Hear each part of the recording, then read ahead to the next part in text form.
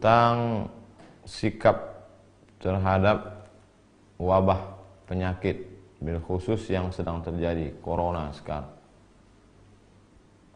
Apa sikap kita? Bagaimana sikap kita terhadap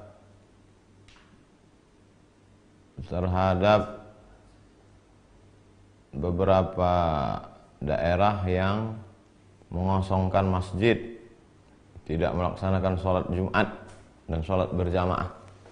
Apakah sebaiknya kita sholat ke masjid atau di rumah pada saat bencana, pada saat wabah? Maka Nabi SAW sudah mengajarkan kepada kita dalam Sahih Bukhari dan Muslim, idza sami'tum bihi ta'un, idza sami'tum bihi, kalau kamu mendengar ada bihi di situ maksudnya ta'un, wabah, bencana, musibah, penyakit, bi ardin, pada suatu daerah, la taqdimu alaih, jangan kamu datang ke sana. Kita sudah tahu di daerah itu ada wabah penyakit, maka kita jangan datang. Wa idza waqa'a bi ardin wa antum biha, kalau kamu berada di suatu tempat dan di situ ada wabah penyakit, fala takhruju firaran minhu, maka jangan keluar dari daerah itu.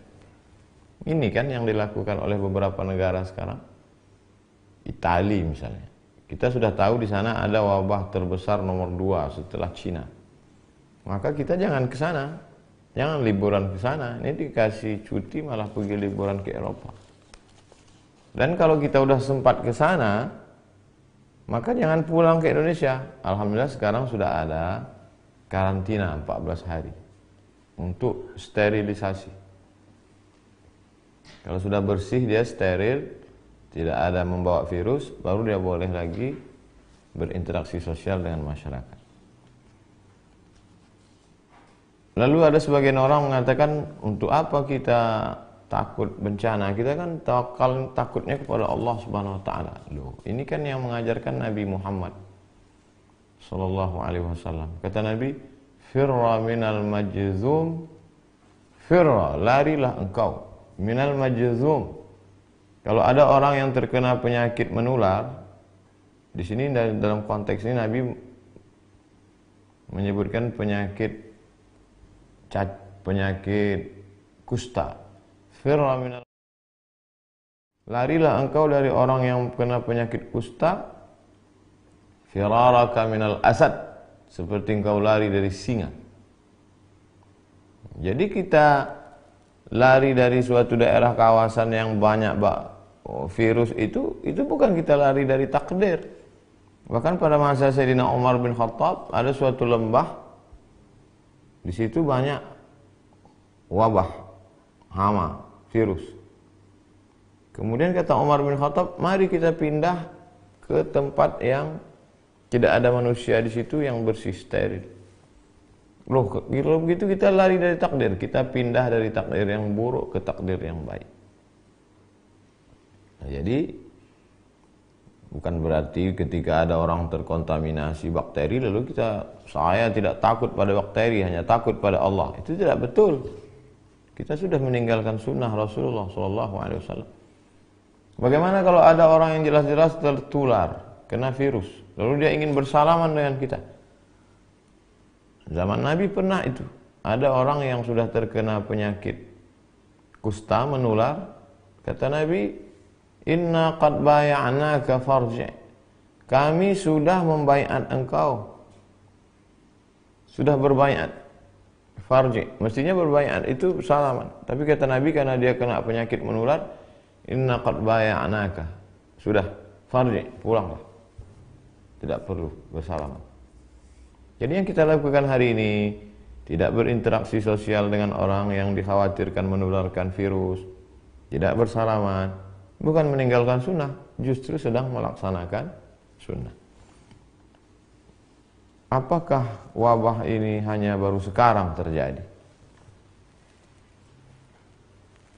Kita baca apa yang disebutkan oleh Imam Az-Zahabi dalam kitab Syiar A'lam An-Nubala. Wa kana al-qahtu 'aziman bi Misra. Pernah suatu masa terjadi di Mesir itu masa paceklik. Wabil Andalus, tidak hanya di Mesir, sampai ke Andalusia, Spanyol. Mesir, Libya, Tunisia, Aljazair, Maroko, Spanyol. Wa ma'ahidha qahtun wala waba'un mithlu. Belum pernah terjadi masa paceklik, kemarau panjang dan wabah penyakit sedahsyat itu. Bi Qurtubah di Spanyol, di Andalusia. Hatta baqiyatil masajidu mughlaqah. Sampai masjid-masjid ditutup. Bila musallin, tidak ada orang salat. Masjid tutup, tak ada salat. Sama seperti sekarang. Wa summiya 'amul ju'il akbar. Tahun itu disebut dengan tahun al-ju'il akbar. Tahun kelaparan, wabah penyakit terdahsyat, terbesar dalam sejarah. Begitu kata Imam. Jadi jangan pernah kita merasa memang ini lagi takdir kita. 1820 pernah terjadi. Dulu ada namanya kolera, dulu pernah ada flu burung, dulu pernah ada medco. Dan ini takdir.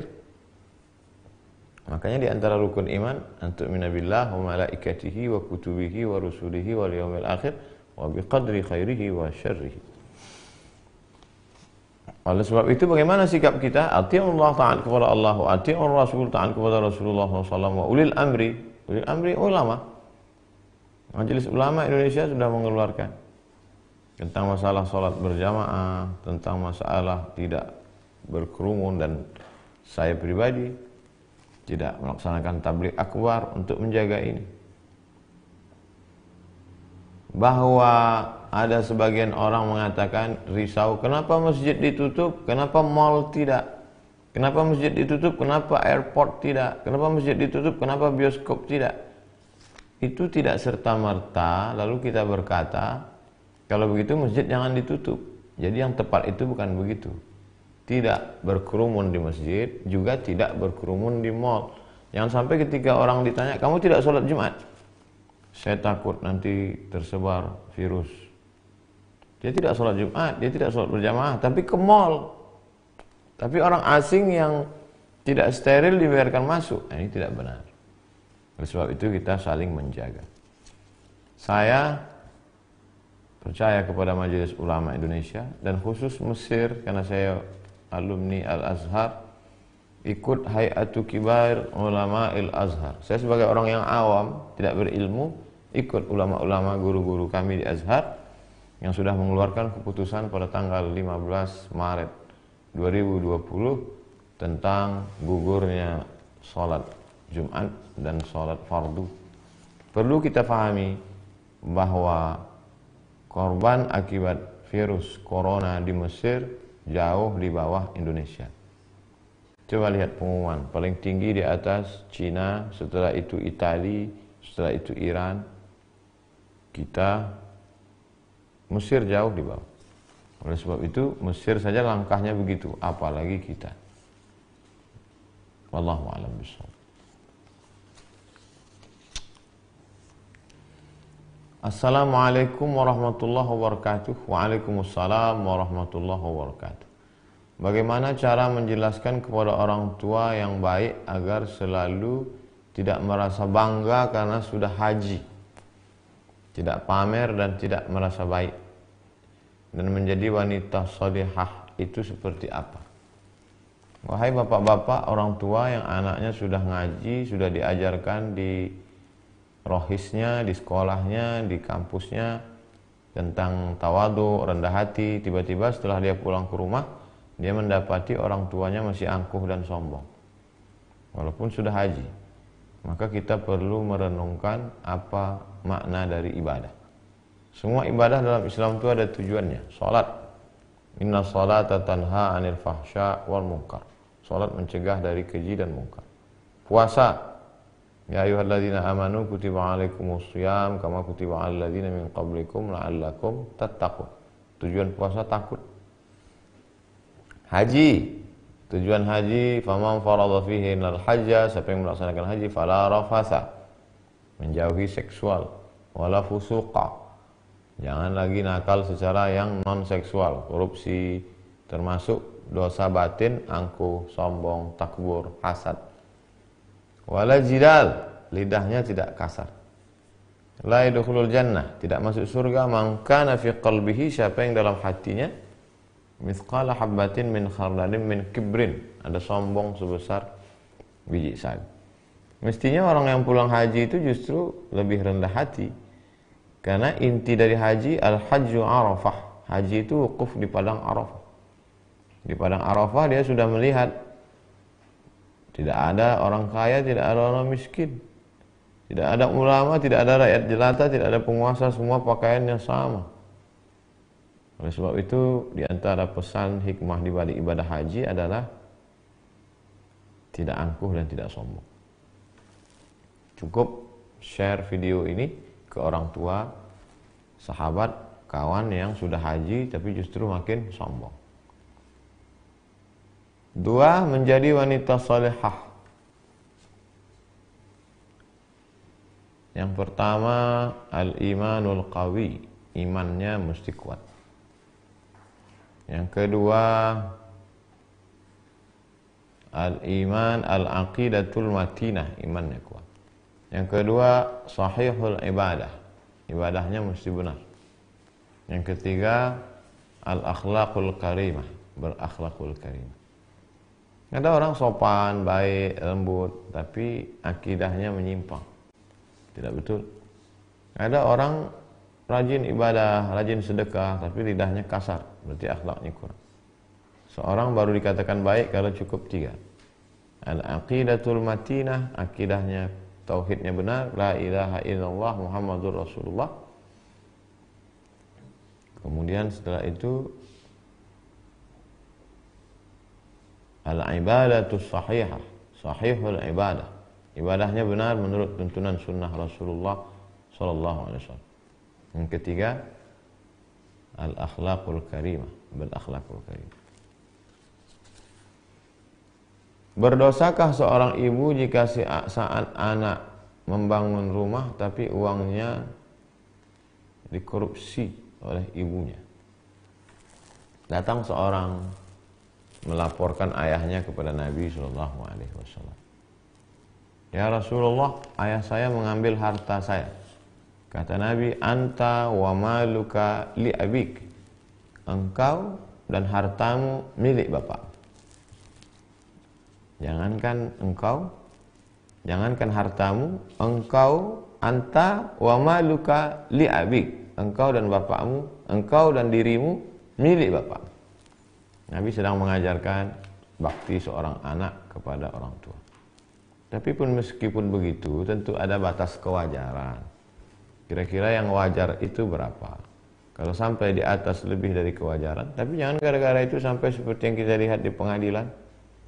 Seorang anak menuntut ibu hanya karena sebatang kayu yang dipotong. Oleh sebab itu tidak benar. Jadi dalam hal ini mesti dilihat batas kewajaran.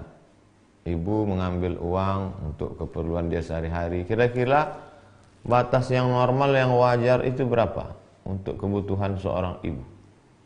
Makannya, pakaiannya, dia ambil, baik. Tapi lebih daripada itu, maka mesti diberitahu. Bukan anak yang beritahu, tapi ada orang lain yang ucapannya didengar oleh si ibu. Wallahu a'lam bishawab.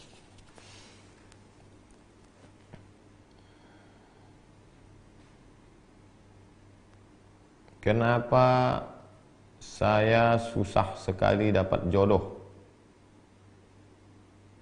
Jodoh itu bagian dari rezeki. Oleh sebab itu, wa fis sama'i rizqukum wa ma tu'adun. Rezeki kamu dijanjikan Allah Subhanahu wa taala. Suatu ketika Nabi lewat di depan Abdullah ibnu Mas'ud. Ibnu Mas'ud sedang sedih. Kata Nabi, la tukthir hammak. La tukthir hammak. Jangan terlalu risau dengan hidup, wahai Abdullah bin Mas'ud. Ma yuqaddar yakun. Yang sudah ditetapkan Allah untukmu pasti terjadi. Wa ma turzaqu ya'tik. Apa yang sudah ditetapkan Allah menjadi rezekimu pasti datang. Rezekimu lebih tahu di mana engkau berada daripada engkau mengetahui di mana letak rezeki. Oleh sebab itu, Disitulah letak keyakinan, disitulah letak iman. Alimtu anna rizqi la ya'khudhuhu ghairi fatuma'anna qalbi.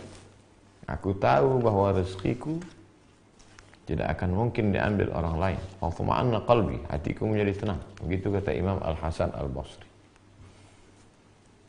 Tapi tetap ada ikhtiar dan usaha. Idza sa'alta fas'alillah. Jangan pernah bergantung kepada manusia. Kalau minta sesuatu, mintalah kepada Allah. Idza sa'alta, minta fas'alillah. Wa idza sta'anta, minta tolonglah kepada Allah Subhanahu wa taala. Wallahu a'lam bishawab. Amin. Salatullah, salamullah ala taha rasul